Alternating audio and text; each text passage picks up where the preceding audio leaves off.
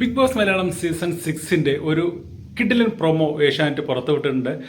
നമ്മളെല്ലാവരും ലാലേട്ടൻ അതിനെക്കുറിച്ച് ചോദിക്കണം, അതിനെതിരെ നടപടി എടുക്കണം എന്ന് ഉന്നയിച്ചിട്ടുള്ള കാര്യങ്ങൾ തന്നെയാണ്.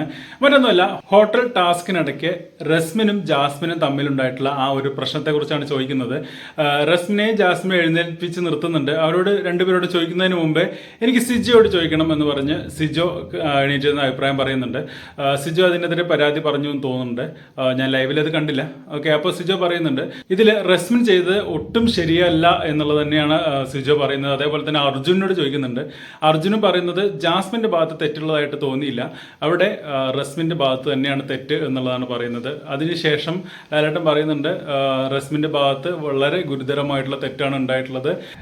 എന്തായാലും ലാലേട്ടൻ്റെ അവസാനം പറഞ്ഞു വെക്കുന്നത്, പകുതി വെച്ച് നിർത്തുന്നത് നല്ല ഒരു പണിഷ്മെന്റ് ഉണ്ട് എന്നുള്ളത് തന്നെയാണ്. ഭയങ്കര വിഷമത്തോടു കൂടിയാണ് ഞാനിത് പറയുന്നതെന്ന് പറയുന്നു. ഇനി പുറത്തേക്ക് പോകുന്നുണ്ടോ എന്നതിനെക്കുറിച്ച് അറിയില്ല, അതിൻ്റെ ഡീറ്റെയിൽസ് കിട്ടിയിട്ടില്ല, പുറത്താക്കാനുള്ള സാധ്യതയില്ല. പക്ഷേ എന്തോ നല്ല പണിഷ്മെന്റ് ലാലേട്ടൻ കൊടുക്കുന്നുണ്ട്.